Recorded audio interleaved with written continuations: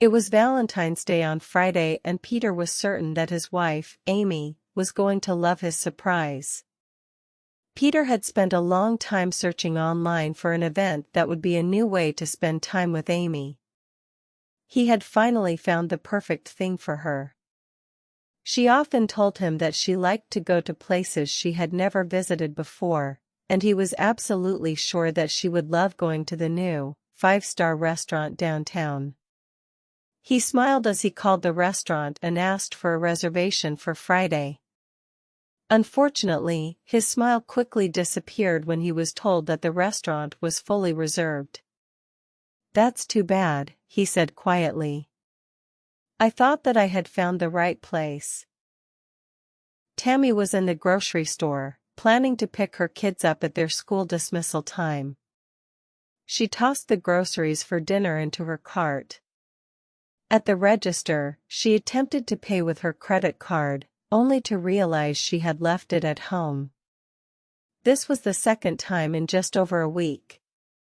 The cashier even remembered, asking Tammy, "Didn't you forget your credit card last week, too?" She needed the groceries, which had been run up, but she had no way to pay for them. Just as she was about to abandon her groceries, a familiar face in line caught her eye. It was Alice, her neighbor. With a sympathetic smile, Alice reassured Tammy, "Go get your kids. I'll take care of your bill." Overwhelmed by this kindness, Tammy felt her heart swell with gratitude as she rushed off to collect her children. "I'm walking barefoot on my favorite part of Lute Island, the soft shoulder of a hill south of my house, partly shaded by pine trees but with sun leaking through here and there. The ground is covered with a thick green mattress of moss, and when I lie down it yields to the shape of my body. I look up at the patches of blue and white between the trees, and I can hear sounds of seagulls and the soft hum of a motorboat far, far away. If one listens, there's always music on this island. The waves rolling into the shore make waves of sound, sometimes regular rhythms and sometimes duples and triples and offbeat syncopations, all set against the arpeggios and glissandos of the birds. Lying here in my moss bed and listening to the sounds, it's easy to drift off to sleep." Accompanying my friend Sarah to an art exhibition, I found myself walking behind her through the gallery. As we walked through the exhibits, my mind wandered, and I merely went through the motions. Art isn't really my thing. I wouldn't usually choose to spend time on paintings and sculptures. Sarah eagerly moved from one piece to another, and I followed along passively. I wasn't interested in the exhibition at all, but one piece of artwork caught my eye. Its bright colors and unique design drew me in. I felt an unexpected pull towards it, absorbed by its beauty.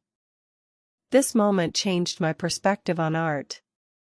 My initial disinterest turned into curiosity as I began to appreciate the creativity around me. Instead of just following Sarah, I started exploring the exhibits on my own, spending more time on each piece and feeling increasingly engaged with the art. For 3 days, Verna had been lost in a sea of unconsciousness. The rhythmic beep of the heart monitor was the only melody that dared to break the silence. Verna's breathing was very shallow, and her husband Fred spent a lot of time crying by her bedside. As Saturday afternoon light came in through the window, Verna's son Tom walked into her room. Her eyes had been closed for the past 3 days, but a flicker of recognition sparked when she heard Tom's voice. "Hi, Mom," he said. Verna's eyelids moved slightly, her gaze locking onto Tom's face. He reached out and gently enveloped her hand in his own. "She squeezed my hand," he said in a choked voice, a wave of astonishment washing over the room. Fred, who had been a constant presence by her side, turned to Tom, a spark of anticipation flickering in his eyes.